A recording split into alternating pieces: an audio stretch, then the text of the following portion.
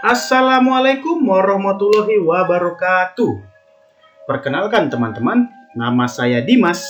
Saya adalah mahasiswa Magister Teknik Industri Universitas Sumatera Utara. Nah, untuk teman-teman yang ingin berwirausaha, saya akan menyampaikan presentasi strategi formulasi.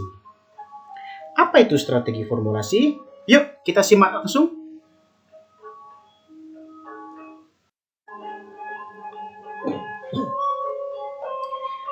Definisi strategi formulasi atau yang akrab dipanggil perumusan strategi adalah proses di mana organisasi memilih tindakan yang paling tepat untuk mencapai tujuan yang ditentukan. Proses ini sangat penting untuk keberhasilan organisasi karena memberikan kerangka kerja untuk tindakan yang akan mengarah pada hasil yang diantisipasi.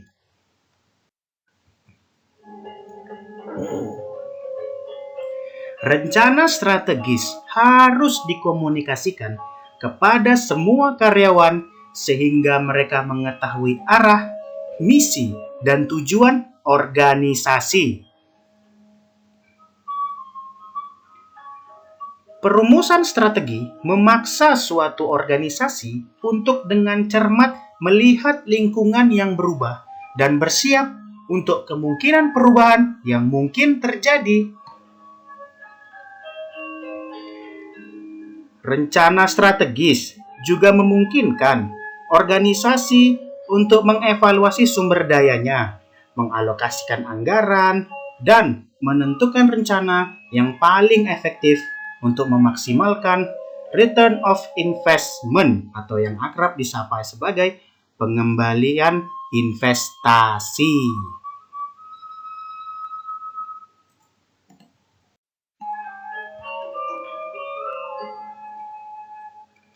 Perusahaan yang belum meluangkan waktu untuk mengembangkan rencana strategis tidak akan dapat memberikan arahan atau fokus kepada karyawannya. Perusahaan akan sulit menghadapi kondisi bisnis. Organisasi yang tidak memiliki strategi bisnis akan tidak sigap dalam menemukan masalah. Organisasi akan menghadapi tekanan yang tidak terduga dan akan menghadapi kerugian yang kompetitif.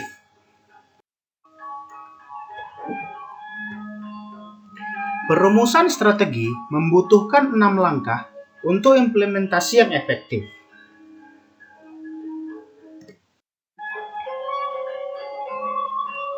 Yang pertama adalah mendefinisikan organisasi. Langkah pertama dalam mendefinisikan organisasi adalah mengidentifikasi pelanggan perusahaan. Tanpa basis pelanggan yang kuat yang kebutuhannya dipenuhi, organisasi tidak akan berhasil.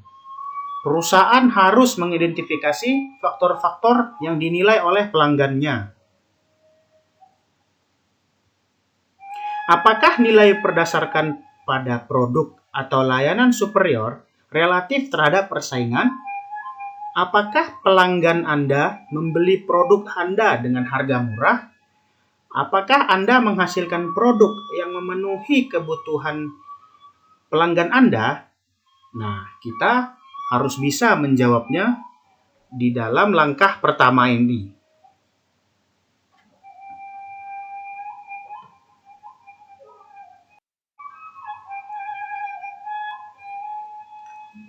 Ada 3 langkah yang harus dilakukan dalam mendefinisikan organisasi. Yang pertama adalah end benefit. Organisasi harus ingat bahwa orang membeli manfaat, bukan hanya fitur. Sebagai contoh, jika sebuah maskapai penerbangan hanya mendefinisikan dirinya dalam bisnis menerbangkan orang-orang dari satu tempat ke tempat lain, maka perusahaan tersebut akan dilihat kompetitornya hanya sebatas mengantarkan orang. Namun, jika perusahaan penerbangan tersebut memandang dirinya sebagai bisnis transportasi, maka ia juga mengakui bahwa pesaingnya tidak hanya mencakup maskapai penerbangan lain, namun bisnis kereta api, bus, perusahaan penyewaan mobil, dan cara lain untuk membawa suatu tempat dari tempat lain. Sebuah maskapai harus menyoroti manfaat dari menggunakan metode transportasi sebagai cara meyakinkan pelanggan untuk membeli layanannya. Nah, lebih jauh lagi, suatu organisasi dapat menjelaskan bagaimana produknya bekerja atau bagaimana produk tersebut dibuat. Yang kedua adalah target pasar. Perusahaan dapat menjadi sukses dengan mendefinisikan diri mereka sendiri dengan kelompok sasaran tertentu.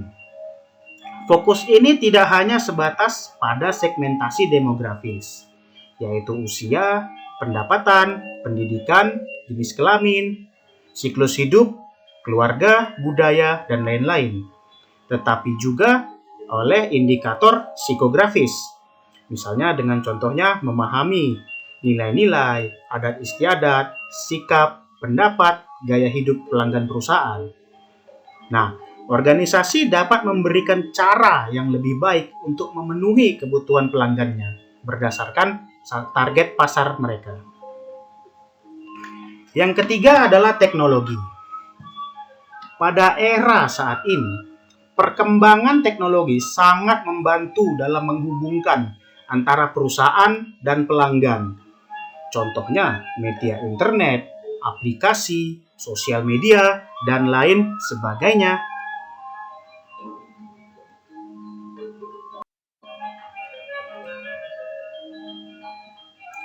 Yang kedua adalah mendefinisikan misi strategis. Misi strategis organisasi menawarkan perspektif jangka panjang tentang apa yang diupayakan organisasi untuk maju.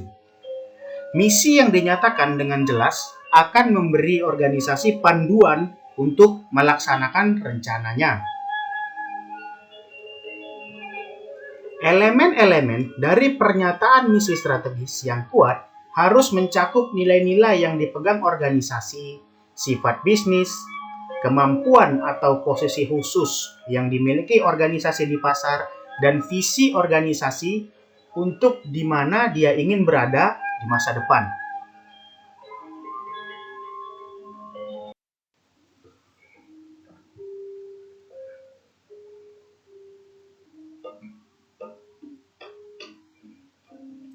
Langkah ketiga yaitu menentukan tujuan strategis. Langkah ketiga dalam proses perumusan strategis membutuhkan organisasi untuk mengidentifikasi target kinerja yang diperlukan untuk mencapai tujuan yang dinyatakan dengan jelas.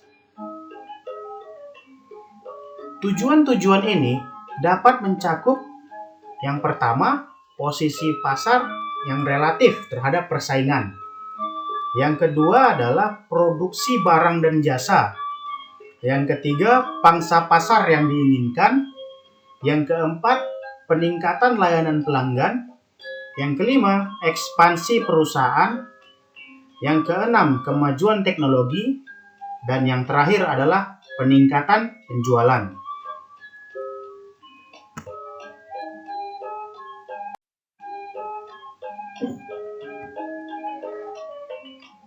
Tujuan strategis harus dikomunikasikan dengan semua karyawan dan pemangku kepentingan untuk memastikan keberhasilan. Semua anggota organisasi harus disadarkan akan peran mereka dalam proses dan bagaimana upaya mereka berkontribusi untuk memenuhi tujuan organisasi. Selain itu, anggota organisasi harus memiliki serangkaian tujuan dan target kinerja untuk peran masing-masing.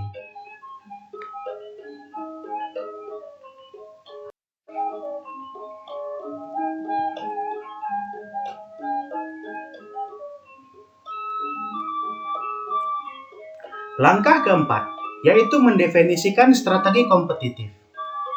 Langkah selanjutnya dalam perumusan strategi membutuhkan organisasi untuk menentukan di mana langkah tersebut cocok dengan pasar. Ini berlaku tidak hanya untuk organisasi secara keseluruhan, tetapi untuk setiap unit dan departemen individu di seluruh perusahaan. Setiap bidang harus menyadari perannya dalam perusahaan dan bagaimana peran tersebut memungkinkan organisasi mempertahankan posisi kompetitifnya.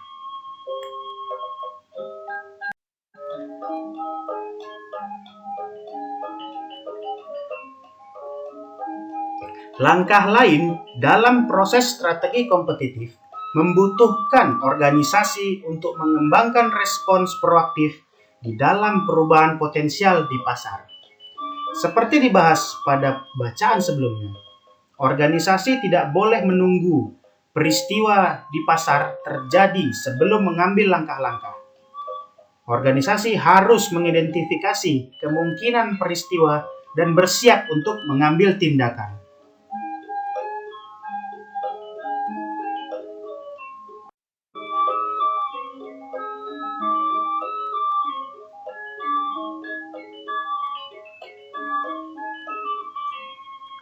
Langkah terakhir dalam mendefinisikan strategi kompetitif adalah mengidentifikasi sumber daya organisasi dan menentukan bagaimana sumber daya tersebut akan digunakan.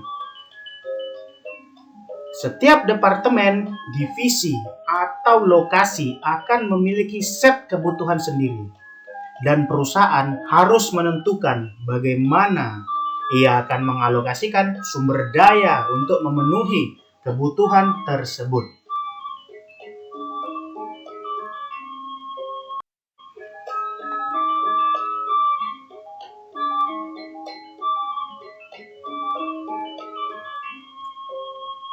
Tiga faktor harus dipertimbangkan ketika menentukan strategi bersaing secara keseluruhan.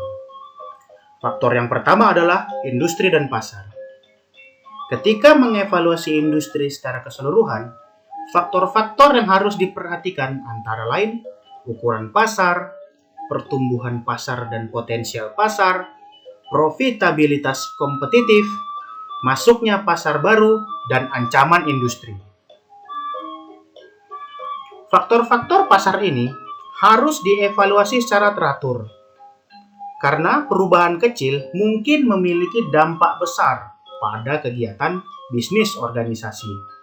Misalnya, jika suatu organisasi menjadi sadar akan teknologi baru yang hampir diperkenalkan ke pasar, maka ia dapat menghindari membuat rencana baru yang akan melibatkan teknologi lama yang sudah ada. Juga, jika ada suatu organisasi mempertimbangkan ekspansi global, maka akan bermanfaat untuk mewaspadai pasar negara berkembang, area lain dan potensi pertumbuhan, dan apa yang sudah dimasukkan oleh perusahaan lain di pasar tersebut.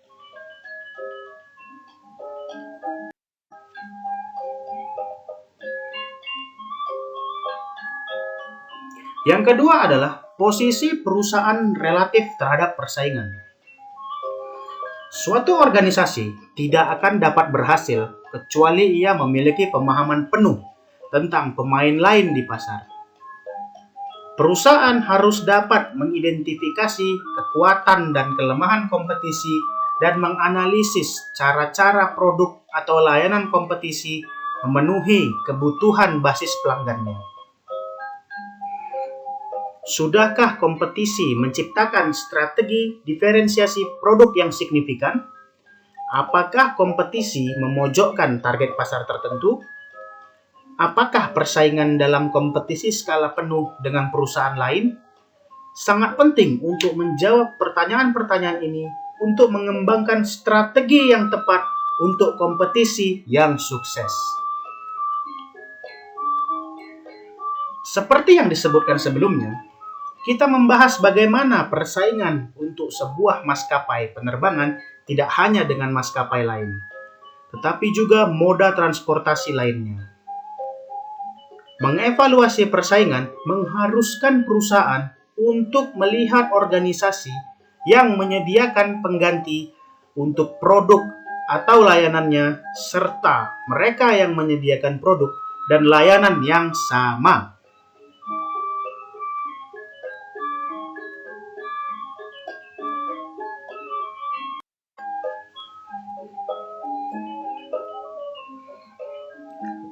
Yang ketiga adalah kekuatan dan kelemahan internal perusahaan. Di sini mengingatkan kita adalah dengan menggunakan metode yang terkenal, yaitu metode SWOT, yaitu Strength, Weakness, Opportunity, dan Threat. Nah, Strength dan Weakness adalah faktor internal perusahaan, sementara Opportunity dan Threat adalah faktor eksternal perusahaan. Nah, jadi di langkah ketiga ini kita fokus kepada internal saja, yaitu kekuatan dan kelemahan. Ketika mengembangkan strategi kompetitif, sangat penting bagi organisasi untuk sepenuhnya menyadari kekuatan internal dan bagaimana kekuatan itu harus berhubungan dengan kompetisi. Kekuatan ini juga harus dimaksimalkan dan dimanfaatkan untuk keuntungan perusahaan serta disorot dalam semua kegiatan bisnis dan pemasaran yang dilakukan perusahaan. Perusahaan juga harus bagaimana caranya meningkatkan kinerja dari kelemahan-kelemahan internal perusahaan.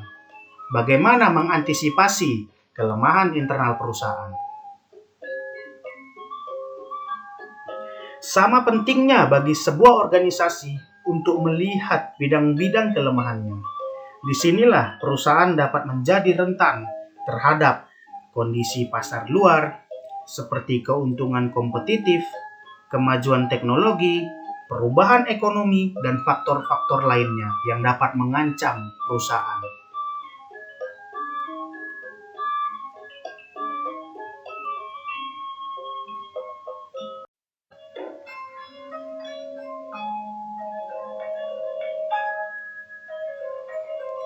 Langkah kelima dalam perumusan strategi yaitu menerapkan strategi.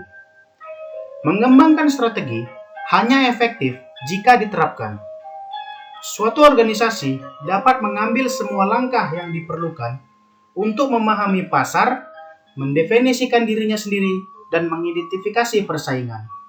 Namun, tanpa menerapkan nilai strategi, pekerjaan organisasi akan sedikit nilainya.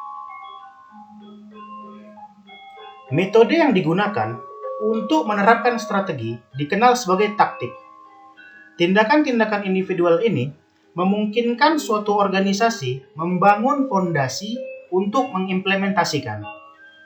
Perusahaan dapat mengidentifikasi upaya mereka menjadi lebih sukses daripada yang lain dan akan mengungkap metode implementasi yang baru jika dibutuhkan.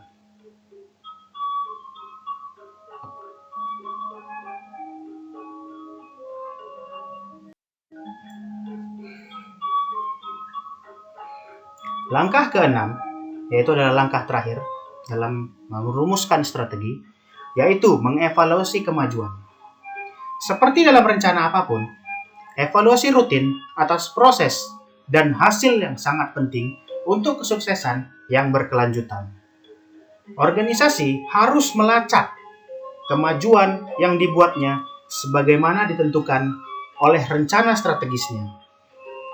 Jika tujuan tidak tercapai, organisasi harus dapat beradaptasi dan fleksibel untuk mengenali bahwa perubahan mungkin diperlukan. Organisasi harus mempertimbangkan pertanyaan-pertanyaan berikut secara terus-menerus untuk mengevaluasi kemajuan.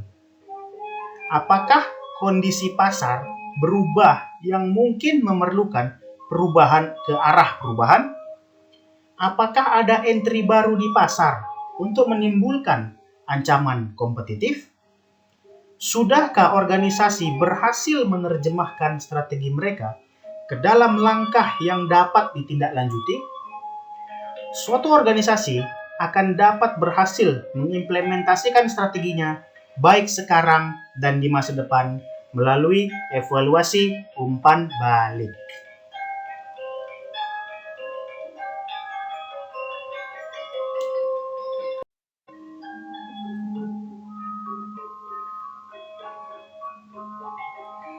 Nah, kesimpulan dari presentasi ini adalah rencana strategis adalah dokumen hidup yang berubah dan tumbuh seiring kondisi di sekitarnya jika berubah. Jika suatu organisasi mengakui bahwa ia harus selalu sadar akan dunia bisnis di sekitarnya dan harus fleksibel terhadap perubahan yang pasti akan terjadi, maka ia akan berada di dalam posisi untuk menyesuaikan dan memodifikasi rencananya untuk mencapai kesuksesan dan keuntungan yang maksimum.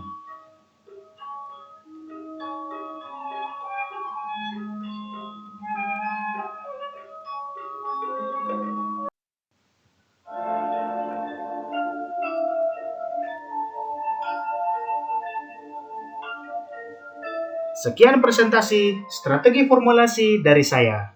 Nah, bagaimana teman-teman? Jika ada pertanyaan, kritik, dan saran, dapat di-email ke saya.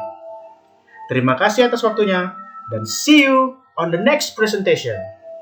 Assalamualaikum warahmatullahi wabarakatuh.